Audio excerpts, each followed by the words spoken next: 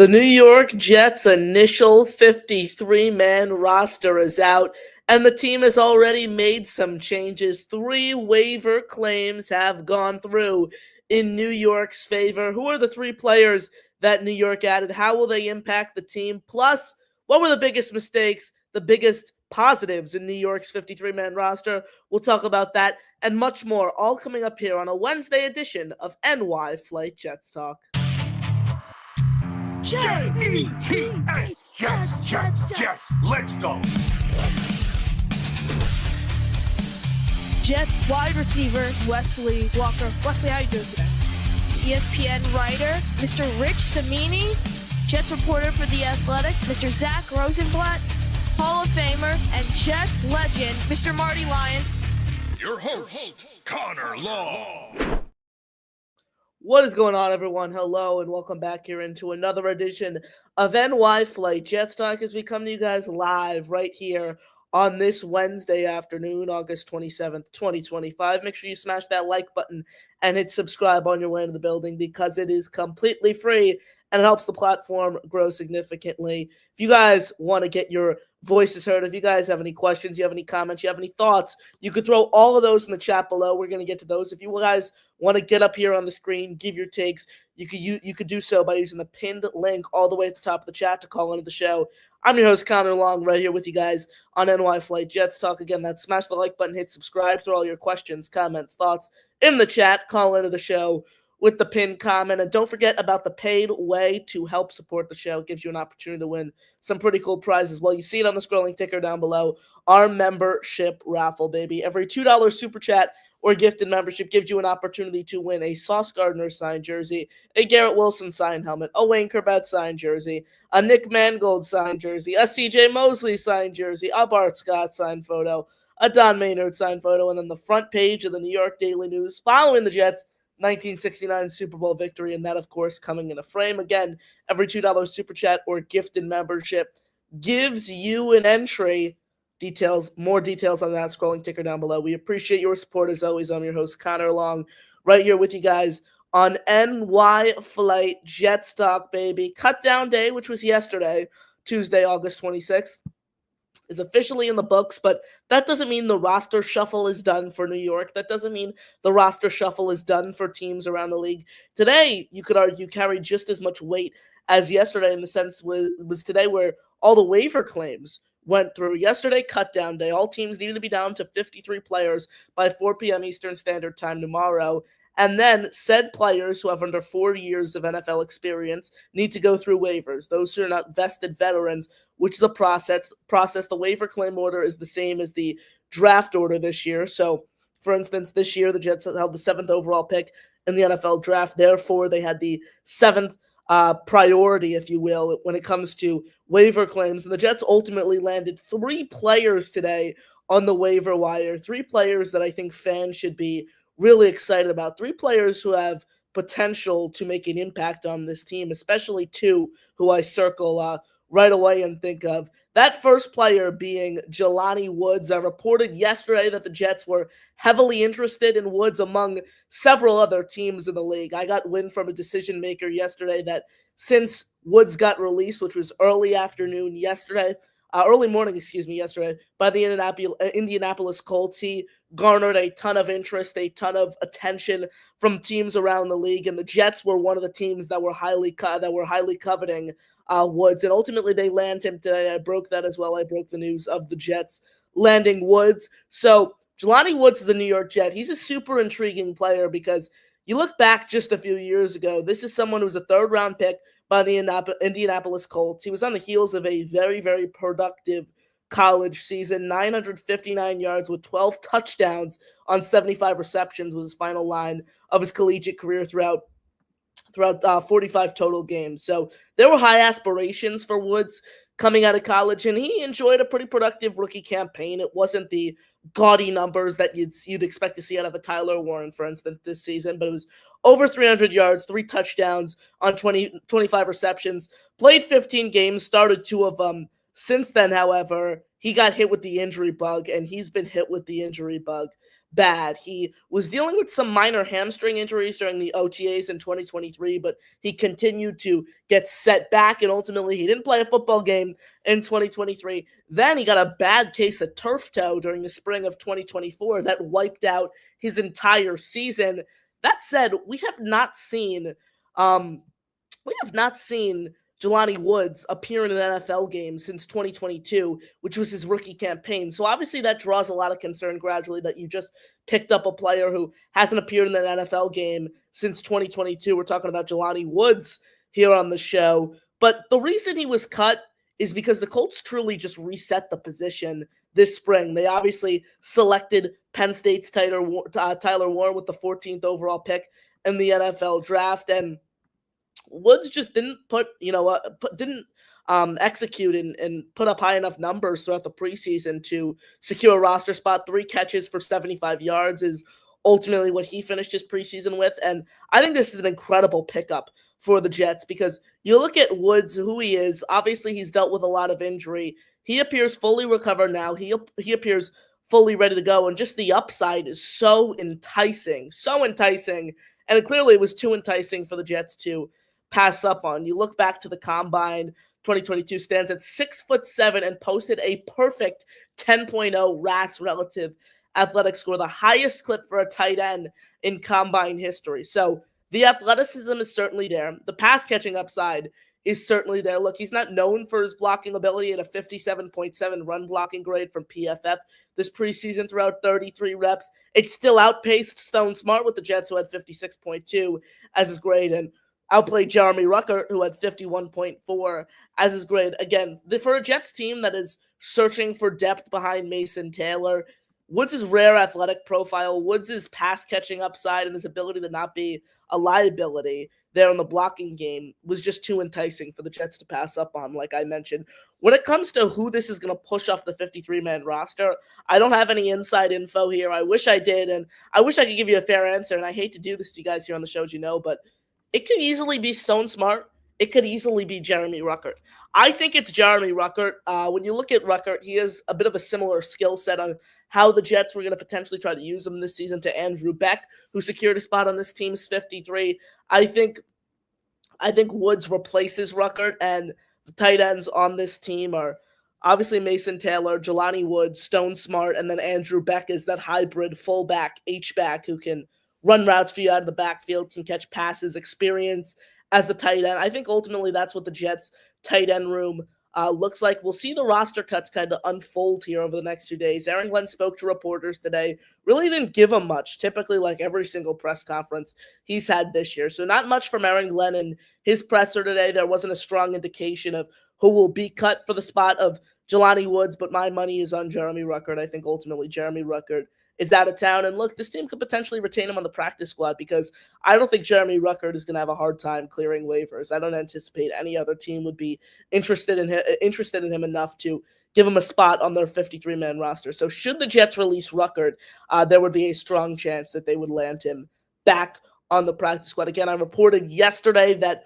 Woods garnered a ton of interest around the league. Again, I got this info from a decision maker that Woods garnered a ton of interest around the league since he was released early yesterday morning by the Indianapolis Colts, and then the Jets were a team that really coveted him, really pursued, and were heavily interested in him.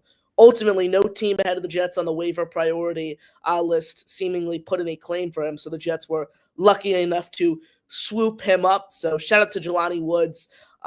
Happy to see him in a Jets uniform. Again, this is someone who can make an impact for this team because behind Mason Taylor in this tight end room, frankly, there's no one. It's wide open. It's green grass. And if Woods is able to fulfill what Indianapolis Colts fans and the Indianapolis Colts front office coaching staff really thought they were going to get out of him when he was first drafted in 2022, boy, oh boy, is he going to be an exciting player to watch. Just that athletic ability itself with the 10.0 RAS scores, pass catching upside, again, too intriguing, too much upside there for the Jets to pass up on. The second player who the Jets claimed today was offensive tackle Issa Pohl. I remember writing about Pohl earlier this offseason. The Jets held Pohl in for a top 30 visit ahead of the draft. So I I like this signing. You talk about adding Issa Pohl to this team. This is someone who has a really, really intriguing story. He was a standout basketball player in high school, and then he never put the pads on until until attending Chabot College, a JUCO school in his home state of California. So he never played football before. Keep this in mind, never played football before. He was a basketball player in high school and then went to a JUCO school in California. And then he first put his pads on as a junior. I mean, he quickly emerged. The coaching staff quickly saw that talent. He earned a unanimous all-conference honors his first year there.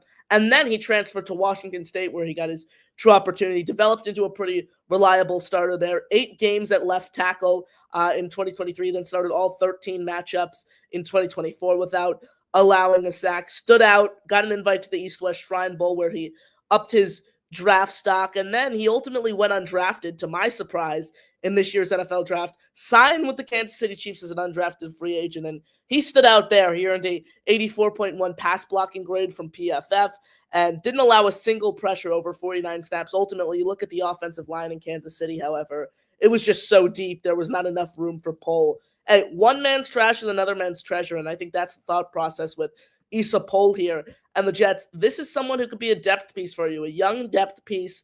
You know, an upgrade from Carter Warren is the way I'd view it. The Jets waived Warren yesterday, and it was reported earlier today by ESPN's Jeremy Fowler. He successfully cleared waivers and ultimately signs with the Atlanta Falcons practice squad. So Issa Pohl is the player that I view as this Carter Warren replacement type, except he has been way more consistent in pass protection.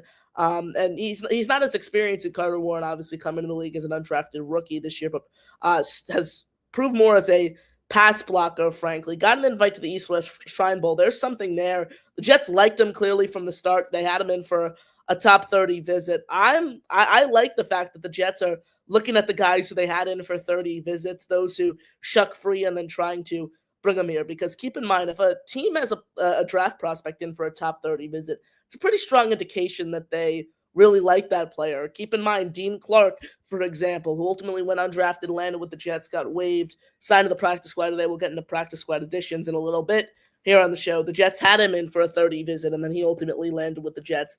Another one, Arian Smith, was the Jets' first top 30 visit of the year, and then he ultimately got drafted by this team in the 4th round. So when a team is a player in for a top 30 visit, it's typically a strong indication that they are intrigued in potentially drafting them in one of the later rounds, or in this case, a guy like Issa Pohl gets cut loose on cutdown day, and the Jets decide to bring him in. As for who this is going to push off the roster, it's interesting. It's going in a lot of different directions. You look at Max Mitchell, someone who merely snuck onto this team yet again. Chukwuma Okorafor, who signed to be a high upside backup this offseason, has pretty much shown nothing to this coaching staff, to this team throughout the preseason, throughout the summer. He's a sneaky under the radar name who could potentially be on the chopping block. And then last off, someone who I predicted to make the 53-man roster, unlike probably every single reporter, every single pundit, and that is Marquise Hayes. So one of those 3 guys, I would say the highest chance it has to, I think it goes to Max Mitchell, because Marquise Hayes is more of a guard. Max Mitchell has the guard versatility, which I think is one of the main reasons he was able to sneak onto this roster. Look, you don't want to see Max Mitchell playing football in general, especially at guard, because he's been really, really shaky at guard over the past few years. However, I think the versatility there is what ultimately brought Aaron Glennon to go roll with him over Carter Warren. I think Pohl replaces Max Mitchell because of how he plays tackle, and Marquise Hayes is that final interior guy. I think they chose to, I thought it was going to be one of Hayes or Cole Laval. Cole Laval ultimately sticks on the practice squad. Marquise Hayes getting the spot on the team's 53-man roster. And the final move that the Jets made today, which in my opinion is the most intriguing behind Jelani Woods, and that player is linebacker Cam Jones, also shuck loose from Kansas City. He entered the league as a UDFA 2023, and he carved out a pretty intriguing role, if you will, with the Chiefs in Kansas City. Suited up for all 34 regular season games over the past few years. Has been the special teams contributor. He's been a special teams guy for them. He's logged just over more than 80 defensive snaps in each of his 2 seasons in Kansas City. He was a 3-year starter at Indiana in college. Honorable mentions for all Big Ten campaigns twice, so he stood out in college. With the Jets, the way I view Cam Jones and how he will fit in with this team, he's gonna vie for snaps as a rotational linebacker, but he's gonna be someone you're gonna see a ton on special teams. You're gonna see him making plays. You're gonna see him fly around on special teams. Keep in mind, linebacker Jamarcus Weston, who I thought compiled a compelling case to make this roster, got placed on short-term IR to open the season. Cam Jones potentially that replacement for Jamarcus Weston on special teams as a gunner to open the year. As for who it's going to replace, I think this could spell trouble potentially for Zaire Barnes. I didn't expect him to earn a spot on the team's initial 53, and Jones's skill set brings a similar blend, if you will, of tools that you look for in Zaire Barnes is primarily a special teamer and then that rotational linebacker. So if I had to make a prediction, I would say that it would push Zaire Barnes off the roster. It was a surprise for me initially that the Jets ultimately rolled with 5 linebackers. I was not expecting this team to carry many linebackers. I was in the boat where they were going to carry 4, Jamin Davis being that third guy, Francisco Mauigoa, the 5th-round draft choice out of Miami, ultimately rounding out that group. However, they go with 5. Jamin Davis, obviously not one of them because he was released very early. I have not seen him or heard anything regarding his status for potentially re-signing to the practice squad. So the 5 linebackers the Jets roll with, Jamian Sherwood, Quincy Williams, Marcelino McCrary Ball, Francisco Mauigoa, and and then Zaire Barnes is that 5th guy. I doubt that they will carry 6 linebackers on the active roster to open the year. I think Zaire Barnes, he's someone who's in trouble, similar to Rucker with the Jelani Woods situation. You can probably get Zaire Barnes through waivers and put him on your practice squad without having to worry about another team swooping him up. So I'd say Zaire Barnes is the one who is in trouble after the addition of Cam Jones. I thought the Jets made 3 really solid players. I think they added 3 really solid football players today through the waiver claims. I frankly couldn't have asked them to do anything more. When you look at the spot that they're picking at number 7, I know a lot of people wanted Tommy DeVito. Frankly, I thought that would have been an abomination for the Jets if they decided to pursue DeVito over a player like Brady Cook. However, we didn't even need to cross that bridge because the Patriots claimed DeVito. And even if the Jets wanted them, they couldn't have outbid the Patriots because the Patriots had a higher spot in the waiver claim priority list. But nevertheless, Jelani Woods, Issa Pohl, Cam Jones, all 3 New York Jets, all 3 players who I think can make an impact on this team under the radar. You look at Jelani Woods, his ability to wreck the game as a pass catcher with his athleticism. Issa Pohl, we know offensive line depth is something crucial to keep your season on track if you deal with injuries. He addresses that issue there. And then Cam Jones could be the gunner that we want, that Irv Charles potential replacement if he sticks long-term. Cam Jones, Issa Pohl, Jelani Woods, all New York Jets. Thank you all for tuning in right here on NY Flight Jets Talk. Make sure you smash the like button and hit subscribe because it is completely free and helps us grow a ton here on the show. 238 of you guys watching live against that. Smash the like button, hit subscribe. I'm your host, Connor Long, right here with you guys on NY Flight Jets Talk. You see the details down below, guys. Get all your memberships, get all your super chats in because every $2 super chat or gift in membership gives you an opportunity to win some pretty cool prizes in our membership raffle that occurring September 15th. Prizes we're giving away include a Sauce Gardner signed jersey, a Garrett Wilson signed helmet, a Wanker Bet signed jersey, a Nick Mangold signed jersey, a CJ Mosley signed jersey, a Bart Scott signed photo, a Don Maynard signed photo, and then the front page of the New York Daily News following the Jets' 1969 Super Bowl victory. Guys, again, every $2 super chat or gifted membership gives you an entry.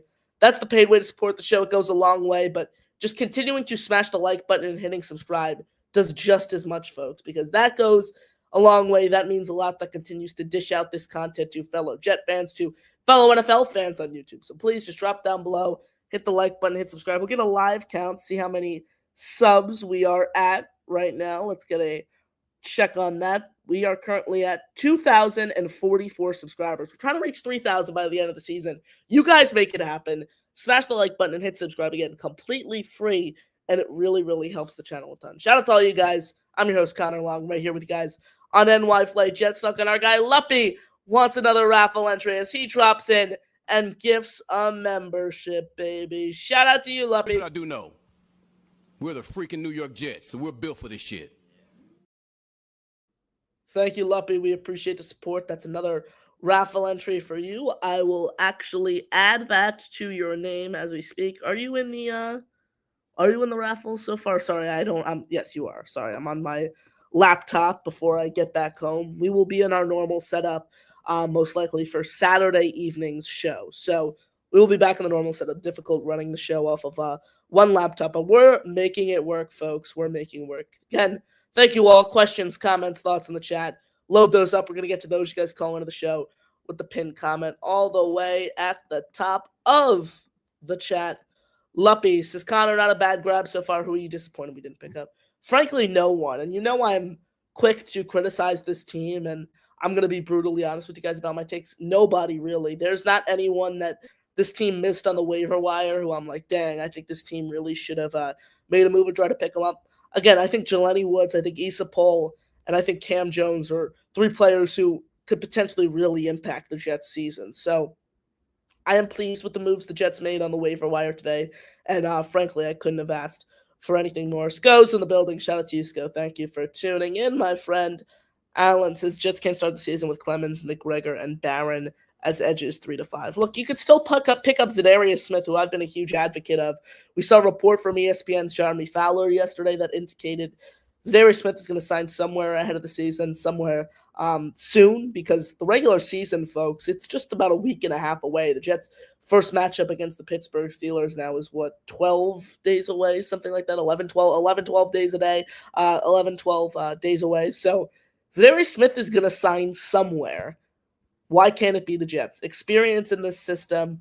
He could, sign with the team on a one-year deal, have a strong start to the year, and then the Jets could potentially try to trade him to a contender if the Jets aren't contending themselves, which I doubt will be the case. So the Jets are a prime opportunity. He has experience in the system. He will play a ton of snaps, and he will get an opportunity to show why he is worthy on a contending team. So I'd say Zadarius Smith, but the edge room, I've been the biggest advocate of that. You need someone established in this edge room, 1,000,000%. So I agree. I think Clemens, McGregor, and Barron is that just 3 through 5 is just preparing to fail. And when you look at Steve Wilks' defensive scheme and the way he executes it from up front, he puts a lot of pressure on the defensive linemen, but he relies a lot on his edge rushers to stop the run and force things inside. Michael Clemens is not fast enough to get in the backfield. Braden McGregor whiffs a ton. Tyler Barron was very efficient in college, but we haven't seen anything of him throughout the summer. We haven't seen anything from him in the preseason. And then Will McDonald, he's improving, but still, in my opinion, from a technical standpoint, one of the worst in the league. I think you need someone on the edge who is able to stop the run. And right now, you're just gambling on guys to step up, which I don't think is a recipe to succeed in the NFL. Brian's in the chat. Shout out to you, Brian. Thank you for tuning in. Incel Allen says, good luck to Corley. Great career with the Jets. Oh, I've talked about it so much this offseason. I expected him to get cut. Anyways, he didn't even a team didn't even put in a claim for him on waivers. He ultimately landed with the Cleveland Browns.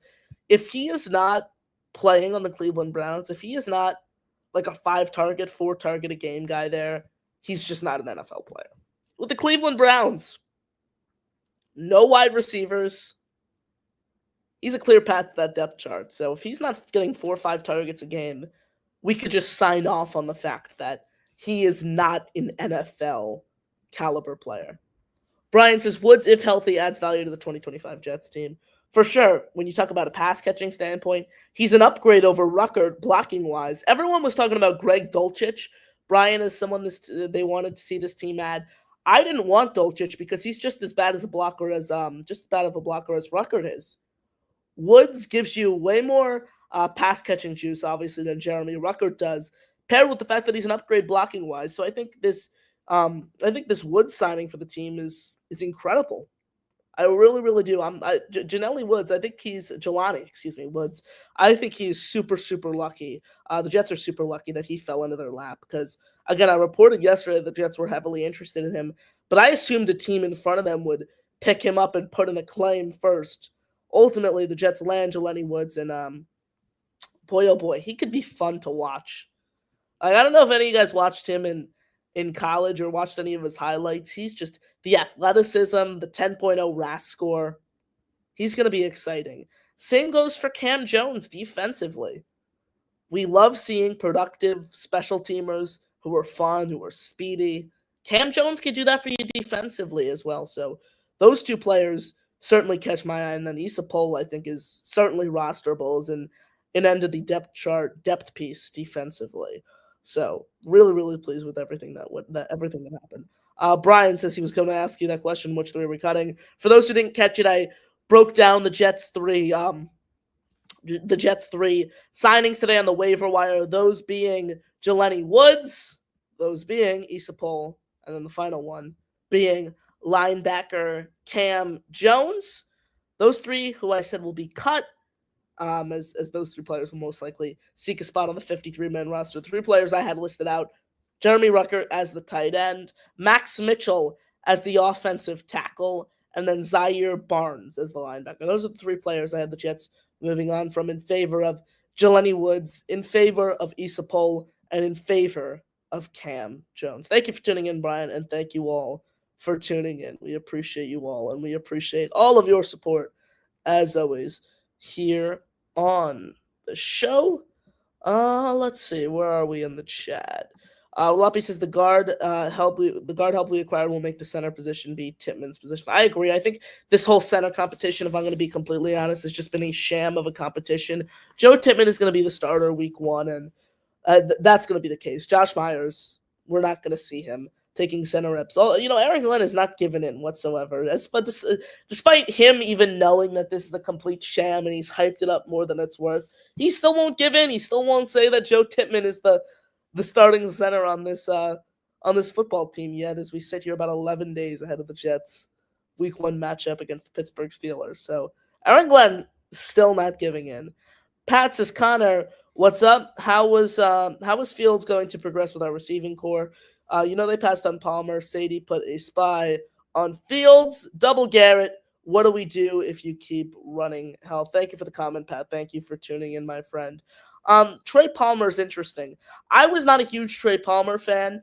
I would have much rather the Jets give those snaps to Arian Smith, give those snaps to a player like Josh Reynolds, who's a veteran who could give you something at least offensively. I'm a Tyler Johnson fan. So I didn't want the Jets to add Trey Palmer per se. I've been the biggest advocate of this team doesn't really need to shell out assets for a wide receiver too. I'm much happier that the Jets put in a claim for Jelani Woods. I'm much happier the Jets put in a claim for Cam Jones over Trey Palmer. The bottom line here, Pat, is Justin Fields doesn't throw the ball that much. He uses his legs a ton. That's going to be the style of this offense. You're going to see a lot of bootlegs. You're going to see a lot of gadget plays, a lot of jet sweeps.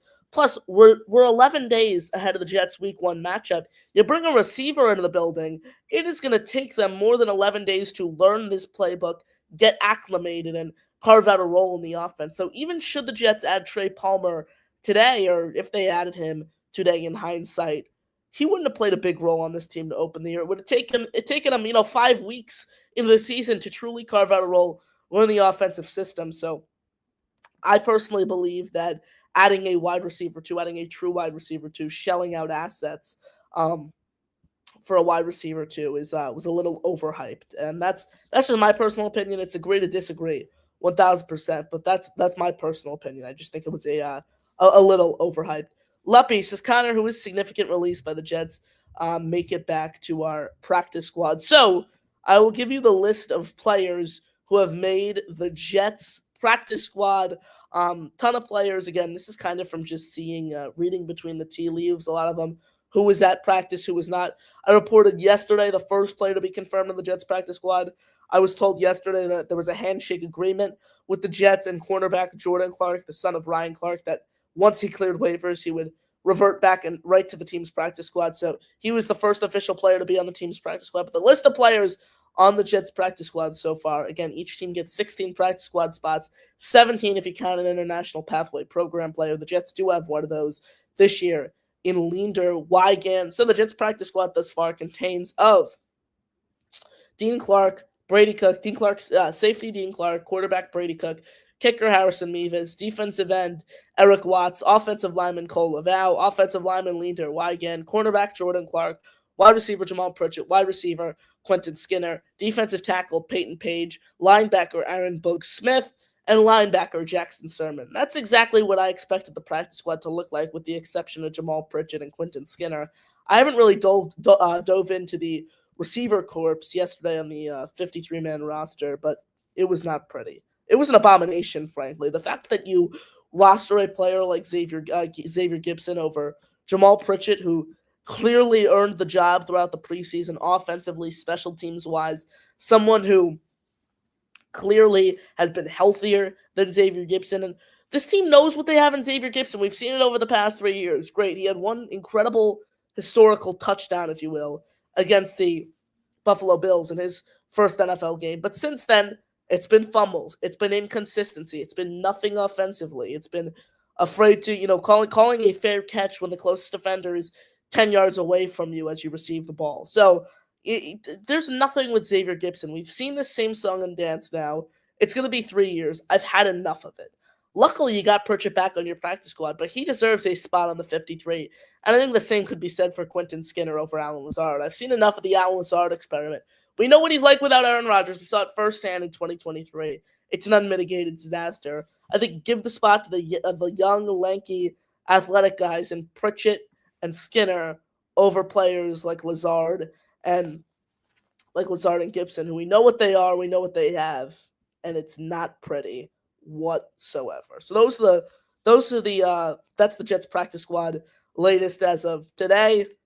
But I'm very, very disappointed in the way that the Jets handled the wide receiver room, giving both Allen Lazard and Xavier Gipson roster spots over Quentin Skinner and Jamal Pritchett. My personal opinion. Intrigued to see what you guys have to say in the chat. Shout out to you guys. Appreciate you tuning in. As always, Robin says, Connor, is that it for Long Island's most infamous tight end? I'd say so, Robin Boy, and you can certainly make a case as to why it could be Stone Smart. There's a high chance as well it could be Stone Smart. I just think it's on Ruckert because Ruckert's kind of a duplicate skill set of Andrew Beck, and I think Jelani Woods is not going to replace Ruckert in a sense, but the Jets already have an upgrade in Ruckert with Andrew Beck. I think the Jets just wanted 4 tight ends / fullbacks on their active roster entering the deadline, and now that they claimed Woods, they have 5 as of now, and they're pretty much okay saying good riddance to Ruckert. Because frankly, I think he was the bubble tight end, and I just think the Jets wanted 4 bodies there to get out a cut down day with, open Wednesday with, going into waiver claims. I think they wanted 4 true tight ends / fullbacks. So I think that's the main reason why Ruckert even made the team to begin with, if I'm being completely honest. Allen says Brandon Smith got shafted here. Hope he finds success elsewhere. He hasn't made a 53 throughout his career. That trend continued yesterday. He could, and look, I've tried to brush him off for so long. I've tried to say there's not much upside there, making a case as to why Quentin Skinner, in my opinion, was more deserving of a roster spot. But you physically couldn't have asked for him to do anything more when it comes to proving his case as to why he's worthy of a roster spot. Did everything reception-wise, yards-wise, yards after catch, didn't drop any passes, stayed strong in contested catch opportunities. You couldn't have asked him to do anything more. So I feel for him. I feel bad for him. But at the same time, it's a business. The fact that Allen Lazard got rostered over him, however, is a complete joke. It's a complete joke, in my opinion. So, look, this regime has their guys, and those guys, unfortunately, seem to be Allen Lazard and Xavier Gipson. Couldn't have picked 2 worse guys, in my opinion, especially when you look at the extra personnel that this team had to open training camp. Still technically have on the practice squad, and Jamal Pritchett and Quentin Skinner. Brandon Smith, someone to add there. It doesn't look like Brandon Smith has officially been placed on the practice squad yet, so potentially he's headed somewhere else. Haven't seen any news of him being claimed, but from what I've seen, he is not on the practice squad just yet. So he's someone to monitor as these waiver claims continue to go through. Reese is in the building. Shout out to you, Reese. Thank you for tuning in. Where were we in the chat? Lovely says, of course, I'm in the raffle. I support you more than myself. LOL. Well, Luppy, thank you. That means a lot, my friend. Thank you for the kind words. Thank you all for donating and supporting the show. As always, we appreciate you all, and the support really goes a long way. It's 32 likes and 51 watching. Yeah, guys, continue to smash the like button. Continue to hit subscribe, because guess what? That is completely free of charge. The super chats, the memberships, they go a long way. They get your raffle entries. They support the show in a paid way, but just smashing the like button and hitting subscribe and getting you guys to do that means just as much from a growth standpoint. So continue to smash the like button, hit subscribe 2,044 subs, guys. We're hitting 3,000 out of the season. That's the goal.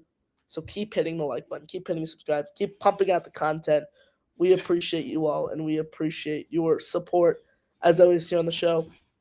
Reese says, hey, Connor, how do you feel about Kendrick Bourne? I don't want much to do with Kendrick Bourne at this point when you look at him and his profile getting up there age-wise. He demanded a release from the Patriots, which is a little interesting. I know the Jets had interest in him just a few years ago, but he's 30 years old, I think it is now. He hasn't done much. Probably, what do you have? 305 yards and a touchdown last year. I have no interest in touching that. I think Jelani Woods as a tight end gives you more as a pass catcher than Kendrick Bourne does per se as a wide receiver. I think the Jets are set on their wide receiver room. If we're talking about adding another wide receiver and pushing someone off on this depth chart, I think you look to the practice squad. I'd take Jamal Pritchett. I'd certainly take a player like Quentin Skinner before I put in a waiver claim for Kendrick Bourne. So that's the way I look at it, Reese. But thank you for the comment as always. Thank you for the support here on the show. We appreciate it. Nathan, according to Kaz, all tight ends were at practice meeting the cut that precedes Woods will be at a different position. Not per se, Nathan, because I heard that Brandon Smith's locker, I think I saw something like that on Twitter, his locker was still in the locker room, and we didn't really see him at practice today. So, look, the Jets can still make a cut. The Jets can still waive someone. Jamal Pritchett was at practice yesterday, and Monday, and he ultimately got cut the next day. So, it depends. The Jets can still make a cut at tight end. I think they will. I think they roll with Jeremy Ruckert. But we've seen the Jets, you do these roster gymnastics, especially with these vested veterans. Ruckert not a vested veteran himself, so we will ultimately see what shakes out there. Expect an announcement either later tonight or early tomorrow as to what the Jets will ultimately do, bringing those three players in who will be on the way out. Big Will says, do you feel our defense will treat Rodgers like any QB and play lights out? Sauce and Quentin show their love for him. Sauce with the bling, Quentin with the dissatisfaction with this release. So I think there's going to be some added pressure, obviously, when you talk about the matchup, the storylines entering that game. I think this defense is going to want to get an opportunity to sack Aaron Rodgers. I think this defense is going to want to get an opportunity to play hard against Aaron Rodgers, because this is someone they have practiced with the majority of the defense for two full summers, and now they're going to get an opportunity to hit him. They know the comments that he made about this coaching staff. They know the comments that he made about this organization on the Pat McAfee show. They want an opportunity to go out and make a statement, make an impact against this team. I don't think this is just going to be any other game for the Jets. I think the Jets defense is going to want to make their presence felt, and if there's any X factor for this game against Pittsburgh, it's the defensive line. Rodgers, we know he can't move. We know he's getting up there age-wise. He's in a new system, didn't play any preseason games, has new receivers. The X factor is going to be the defense as a whole. Sauce Gardner has to fully eliminate DK Metcalf. And when we talk about sending blitzes, you execute blitzes properly, which we saw in the preseason. You create pressure on the interior of the line. Aaron Rodgers isn't going to have all that many avenues to explore. Big Will. So I think there's going to be some added juice in this game for the Jets. And look, I think the Jets are going to ultimately win this game when all is said and done. They're 3-point underdogs entering it. However, look, I think the X factor is defense. So if you create pressure, if you force Rodgers to make quick decisions, if you force him to move, you're going to win the game. But if the defense isn't applying any pressure, Quentin Williams is silent on the interior, you're not sending any blitz packages, it's going to be tough sledding. So I think it all starts up front with the defensive line when we talk about the Jets matchup against the Pittsburgh Steelers, which is coming up less than 2 weeks away. Thank you all for joining us. Connor Long right here with you guys on NY Flight Jets Talk. 289 of you guys in the building. Smash the like button. Hit subscribe. It helps us grow a ton. We appreciate you all. We appreciate the support. As always, we will be back tomorrow at 3 p.m. Eastern Standard Time. 3 p.m. Eastern Standard Time. Frankie V of U Stadium will join us on the show. Stay tuned for that, folks. Thank you all. We appreciate the kind words. We appreciate the support. Continue to support the show by smashing the like button and hitting subscribe. A lot of moves for the Jets today. 3 new players on the waiver wire. Jelani Woods, Issa Pohl, Cam Jones. Some more roster gymnastics to come. The initial 53-man roster is officially released. We talked about that right here on NY Flight Jets Talk. Thank you all for the support. Thank you all for the time. That'll do it for me. I'm your host, Connor Long, right here on the show saying, have a great rest of your day, everyone. And as always, JTS, baby. Jets, Jets, Jets. Peace out.